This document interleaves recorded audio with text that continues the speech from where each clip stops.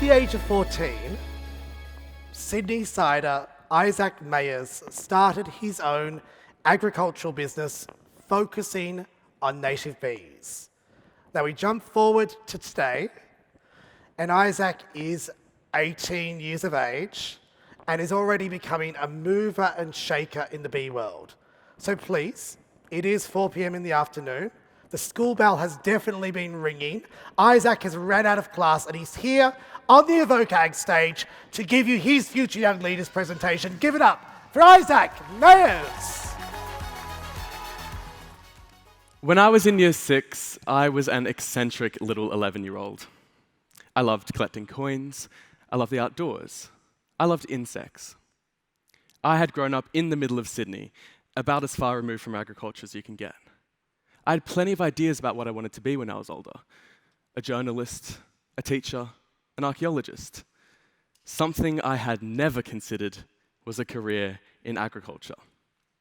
But one day, Mrs. Cobb, a teacher that I'd never had before, told me and my classmates that our school had received a grant from the government and we were going to buy a hive of native, stingless bees, and she needed a volunteer to help look after it. I was immediately confused. As an overzealous backyard insect enthusiast of all of 11 years old, I considered myself an authority on bugs. So how was it that not only were honeybees not the only bee to exist in the world, but there were other bees that couldn't sting? Almost out of spite, I needed to figure out what was going on there, so I put my hand up and I said, I'll do it. And so I started looking after my school's native beehive, and I loved it. So what would any other eccentric little kid do next? I spent the next 12 months saving up to buy my very own native beehive. Now, the thing about native bees is that you can split one hive into 2 every single year. So soon enough, I had 2 hives. And then I had 4 hives, then I had 8 hives. And now I look after more than 100 native beehives. And all it took was a little nudge from a passionate and supportive teacher. After I started selling hives to fellow enthusiasts, I decided to make what I was doing official, and I named my business Bush Bees. Bush Bees grew pretty rapidly, and before long I'd worked with all sorts of people, from schools to corporate offices and suburban families to nursing homes, all before I had even graduated high school. Let me ask you guys this. How many of you think about bees regularly? Think about how important pollination is. Think about what we would do without it. Well, I'm thinking about these things all the time. And I think we all should be, because we have a little bit of a problem. In Australia, we rely on just one species of commercial pollinator, the European honeybee. These bees are fantastic pollinators, but it's risky to put all of our eggs in one basket like that. There is always a danger that pests and diseases will threaten the ability of these bees to keep pollinating our crops. And this does happen.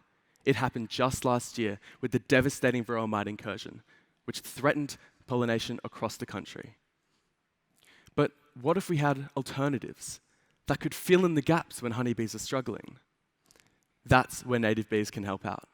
Native bees are resistant to many of the pests and diseases of honeybees, so they can help lighten the fall when times are tough.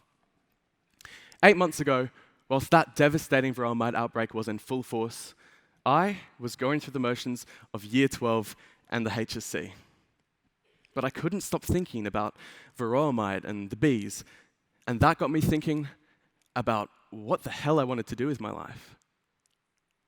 I realized that I wanted to be a part of the system that produces the food that everyone eats, one of very few industries which impacts literally everyone in Australia: agriculture. The truth is, though, that I was an exception. Out of all of my 150 classmates, only one other student is pursuing a career in agriculture, and he had grown up in a family of farmers. When all it took to launch me into a deep passion for ag was a little nudge from a teacher I had never had before.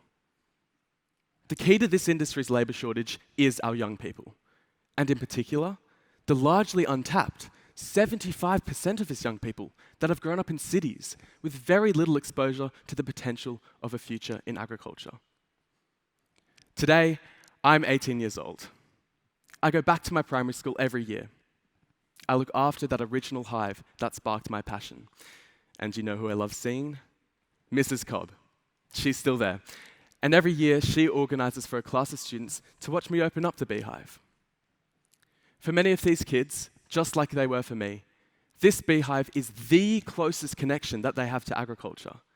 And I see the bees igniting passion in the minds of these kids, just as they had done for me. But honestly, it doesn't need to be a beehive.